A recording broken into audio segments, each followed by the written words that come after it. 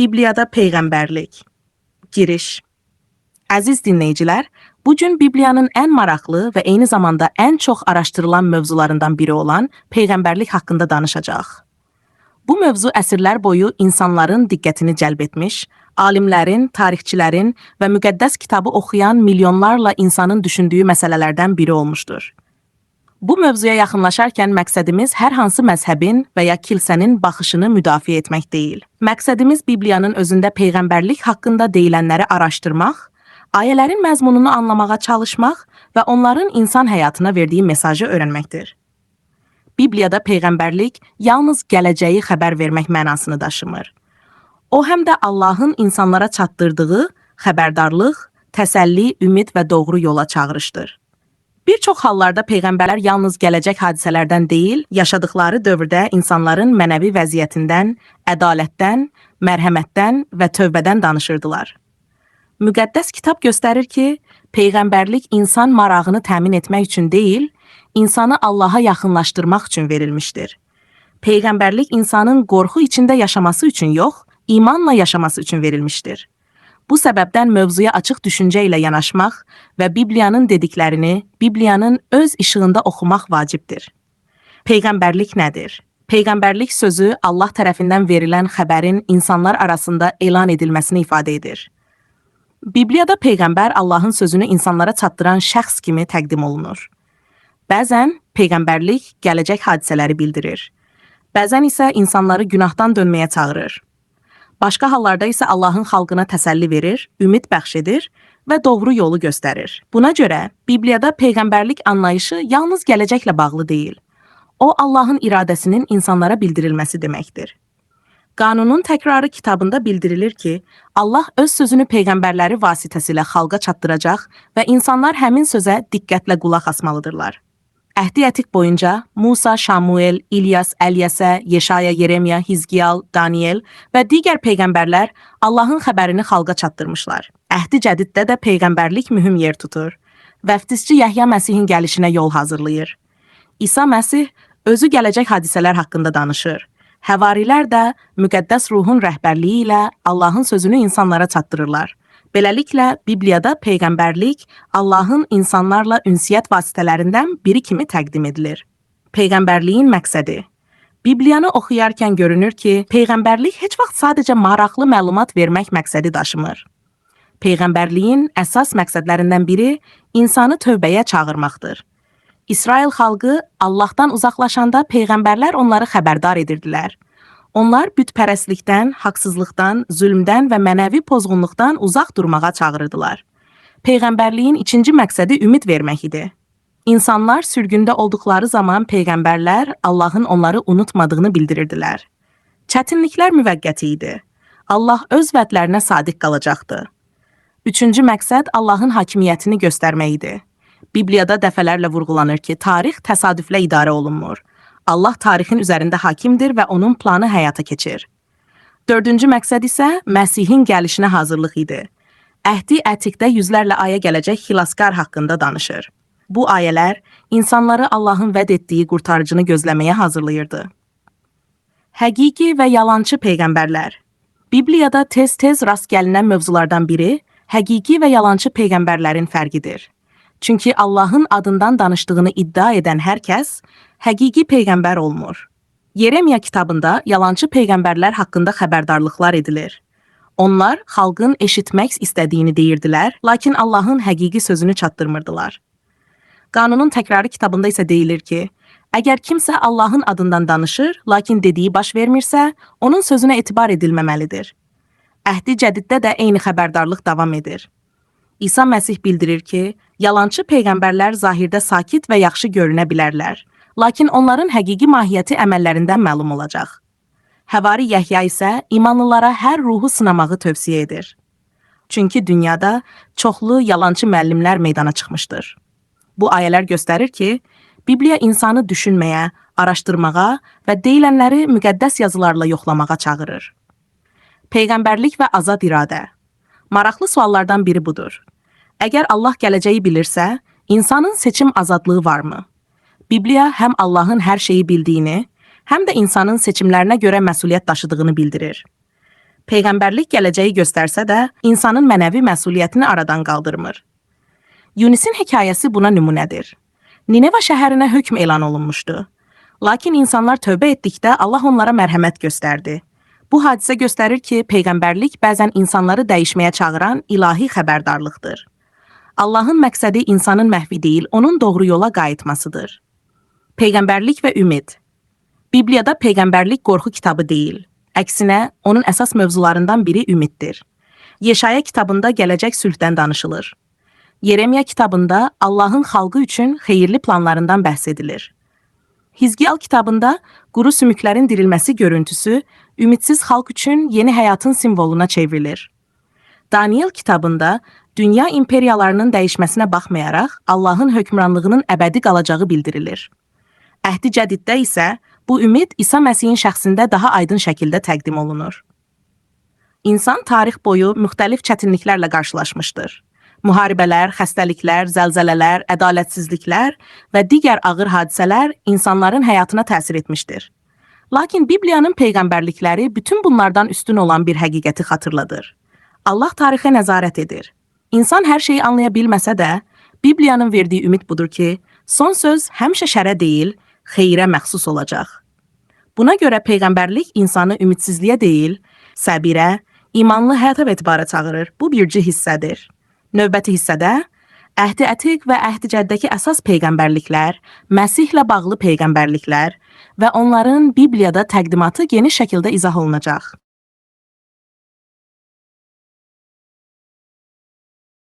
Bibliyada peyğəmbərlik. Əhdi Ətiqdə peyğəmbərliyin yeri. Əhdi Ətiq kitablarını oxuyarkən aydın olur ki, peyğəmbərlik bu kitabların əsas mövzularından biridir. Allah müxtəlif dövrlərdə müxtəlif peyğəmbərlər vasitəsilə öz sözünü xalqa çatdırmışdır. Hər peyğəmbərin xidməti yaşadığı dövrün ehtiyacına uyğun olmuşdur. Bəziləri padşahlara müraciət etmiş, bəziləri bütün xalqa xəbərdarlıq etmiş, bəziləri isə gələcəkdə baş verəcək hadisələr haqqında danışmışdır. Peyğəmbərlərin fəaliyyəti göstərirdi ki, Allah insanları öz taleləri ilə baş-başa buraxmır. O, insanlara doğru yolu göstərmək, onları günahdan döndərmək və ümid vermək üçün öz sözünü çatdırır. Əhdi Ətiqdə peyğəmbərlərin əsas mövzuları bunlar idi.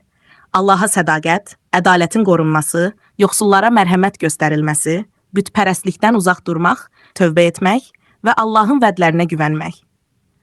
Musa və peyğəmbərlik. Bibliyada Musa yalnız xalqın rəhbəri kimi deyil, həm də böyük peyğəmbər kimi təqdim edilir. Onun vasitəsilə Allah İsrail xalqına qanunu verdi. Musa dəfələrlə Allahın sözünü xalqa çatdırdı və gələcək nəsillərə mühüm xəbərdarlıqlar etdi. Qanunun təkrarı kitabında Musa gələcəkdə Allahın xalq arasında başqa bir peyğəmbər göndərəcəyini bildirir. Bu ayə əsrlər boyu geniş araşdırılmış və müxtəlif şəkildə izah edilmişdir. Lakin ayənin əsas fikri budur ki, Allah insanlarla danışmağa davam edəcək və öz iradəsini bildirəcək. Yeşayanın peyğəmbərlikləri. Əhdi Ətiqin ən çox tanınan peyğəmbərlərindən biri Yeşayadır. Onun kitabında həm yaşadığı dövrə aid xəbərlər, həm də gələcəyə yönəlmiş peyğəmbərliklər vardır. Yeşaya insanların tövbə etməsini, Allahın müqəddəsliyini və mərhəmətini vurğulayır. Kitabda gələcək padşah haqqında təsvirlər verilir. O padşahın ədalətlə hökm edəcəyi, yoxsulları müdafiə edəcəyi və sülh gətirəcəyi bildirilir.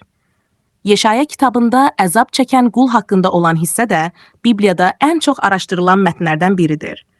Burada günahı olmayan bir şəxsin başqalarının günahlarına görə əzab çəkəcəyindən bəhs edilir. Bu hissə tarix boyu müxtəlif cür izah edilmişdir. Əhdi Cədid müəllifləri isə bu mətnləri İsa Məsihlə əlaqələndirmişlər. Yeremiyanın peyğəmbərlikləri. Yeremiya çətin dövrdə xidmət etmiş peyğəmbər idi. O, xalqı qarşıdakı təhlükələr barədə xəbərdar edir, onları tövbəyə çağırırdı. Onun sözləri çox vaxt qəbul edilmirdi. Buna baxmayaraq, Yeremiya Allahın verdiyi xəbəri dəyişdirmədən xalqa çatdırmağa davam edirdi. Yeremiya kitabında yeni əhd haqqında mühüm bir peyğəmbərlik vardır. Burada bildirilir ki, gələcəkdə Allah öz qanununu daş lövhələrə deyil, insanların ürəyinə yazacaq. Bu fikir sonradan Əhdi Cədiddə geniş şəkildə xatırladılır və Allahla insan arasındakı münasibətin daxili dəyişiklik üzərində qurulduğu göstərilir. Hizqiyalın görüntüləri. Hizqiyal kitabında çoxlu rəmzi görüntülər vardır. Ən məşhur görüntülərdən biri quru sümüklər vadisidir. Peyğəmbər saysız hesabsız quru sümüklər görür. Allahın əmri ilə həmin sümüklər yenidən canlanır. Bu görüntü ümidsiz vəziyyətdə olan xalq üçün ümid mesajı idi. Əsas fikir insan gücünün tükəndiyi yerdə Allahın fəaliyyət göstərməsidir. Bu görüntü yalnız tarixi hadisə deyil, həm də mənəvi dirçəliş haqqında güclü bir simvol kimi qəbul edilir. Daniel kitabındakı peyğəmbərliklər. Daniel kitabı Bibliyanın peyğəmbərlik baxımından ən diqqət çəkən kitablarından biridir. Burada padşahların gördüyü yuxular və Danielin aldığı görüntülər vasitəsilə dünya tarixinin müxtəlif mərhələləri təsvir edilir. Müxtəlif hökmdarlıqların bir-birini əvəz edəcəyi göstərilir. Lakin bütün bu dəyişikliklərdən sonra Allahın hökmranlığının əbədi olacağı bildirilir. Daniel kitabının əsas mesajlarından biri budur ki, dünyanın ən güclü dövlətləri belə müvəqqətidir. Əbədi olan yalnız Allahın hökmranlığıdır. Əhdi Cədiddə peyğəmbərlik. Əhdi Cədidə keçdikdə peyğəmbərlik mövzusu davam edir. Burada diqqət daha çox İsa Məsihin həyatı, xidməti, ölümü, dirilməsi və gələcəkdə yenidən gəlişi üzərində cəmlənir. Əhdi Cədid müəllifləri dəfələrlə bildirirlər ki, Əhdi Ətiqdəki bir çox peyğəmbərliklər İsa Məsihin həyatı ilə əlaqələndirilir.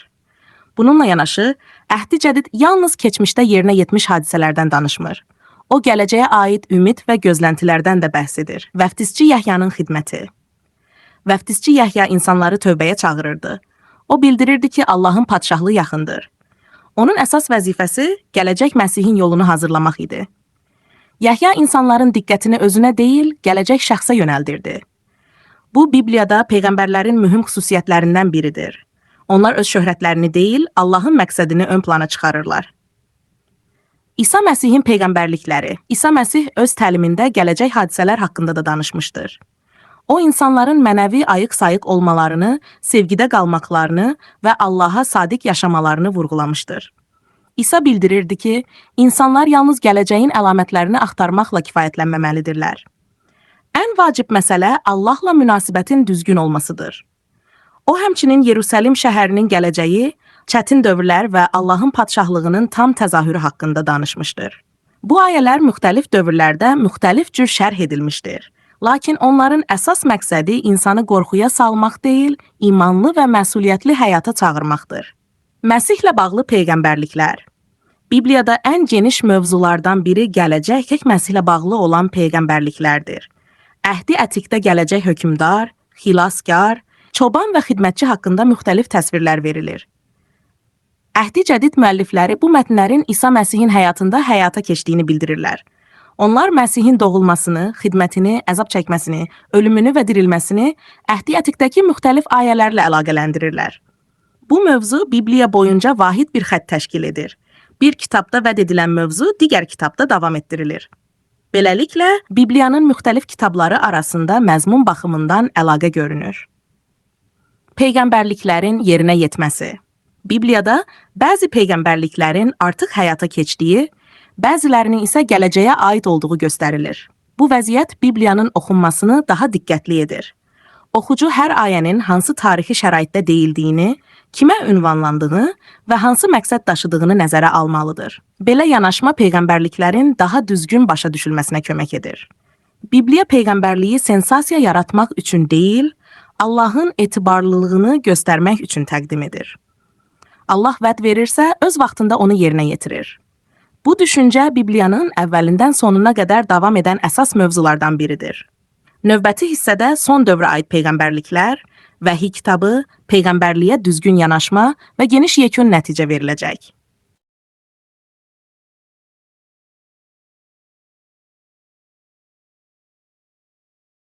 Hazırlaya bilərəm, amma vacib bir məqam var.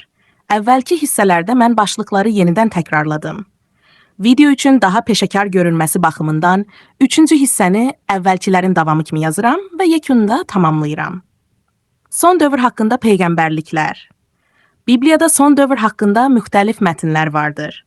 Bu mövzu xüsusilə Daniel kitabında, İsa Məsihin təlimlərində və Vəhiy kitabında daha geniş şəkildə təqdim edilir. Bu mətnləri oxuyarkən diqqətli olmaq lazımdır. Tarix boyu müxtəlif insanlar bu peyğəmbərlikləri öz dövrlərinə tətbiq etmiş, dəqiq tarixlər müəyyən etməyə çalışmış, lakin onların çoxu doğru çıxmamışdır. Bibliyanın əsas məqsədi insanlara gələcəyin bütün təfərrüatlarını açıqlamaq deyil. Əsas məqsəd insanları hər zaman mənəvi cəhətdən hazır olmağa çağırmaqdır. İsa Məsih şagirdlərinə ayıq olmağı, imanlı qalmağı və Allahın iradəsinə uyğun yaşamağı tövsiyə edirdi. O bildirirdi ki, gələcəklə bağlı maraq insanın bugünkü məsuliyyətini unutturmamalıdır. Bu səbəbdən Bibliyada son dövr haqqında deyilənlər insanlarda qorxu deyil, məsuliyyət hissi yaratmalıdır. Vəhiy kitabı. Bibliyanın son kitabı vəhiy kitabıdır. Bu kitab rəmzlərlə, görüntülərlə və simvolik ifadələrlə zəngindir. Burada xeyirlə şərin mübarizəsi, çətin dövrlər, Allahın ədaləti, ümid və son qələbə təsvir olunur. Vəhiy kitabını oxuyarkən nəzərə almaq lazımdır ki, onun dili adi tarixi mətn dili deyil. Burada çoxlu rəmzlərdən istifadə edilir. Buna görə də hər ifadəni sözbəsöz qəbul etmək həmişə doğru nəticə verməyə bilər. Kitabın əsas mövzusu budur ki, dünya nə qədər çətinliklərlə qarşılaşsa da, Allahın hakimiyyəti dəyişməz qalır. Şər əbədi olmayacaq. Ədalət qalib gələcək. Allah öz vədlərini yerinə yetirəcək. Bu fikir, Vəhiy kitabının əvvəlindən sonuna qədər davam edən əsas xəttdir. Peyğəmbərliklərin yozulmasına ehtiyatla yanaşmaq. Bibliya insanları düşünməyə və araşdırmağa çağırır. Peyğəmbərlikləri oxuyarkən, şəxsi fərziyyələri müqəddəs yazının yerinə qoymaq doğru olmaz. Bir ayə başqa ayələrin işığında oxunmalıdır. Tarixi şərait nəzərə alınmalıdır. Mətnin kimə ünvanlandığı araşdırılmalıdır. İşlədilən rəmzlərin mənası Bibliyanın digər hissələri ilə müqayisə edilməlidir. Belə yanaşma yanlış nəticələrdən qoruyur. Bibliya oxucunu tələsik hökmlər verməyə deyil, diqqətlə araşdırmağa dəvət edir. Peyğəmbərliyin insan həyatındakı əhəmiyyəti. Peyğəmbərlik yalnız keçmiş və gələcək haqqında məlumat vermək üçün yazılmamışdır. Onun insanın bugünkü həyatına da təsiri vardır. Peyğəmbərlik insana xatırladır ki, həyat təsadüfi deyil. Allah insanı görür, Allah insanı eşidir, Allah ədaləti sevir, Allah mərhəmət göstərir, Allah verdiyi vədlərə sadiqdir. Bu həqiqətlər insana çətin günlərdə ümid verir, ədalətsizliklə qarşılaşan insana səbir öyrədir, ümidsizliyə düşən insana gələcəyə ümidlə baxmağı öyrədir. Günah içində yaşayan insana isə tövbənin mümkün olduğunu xatırladır.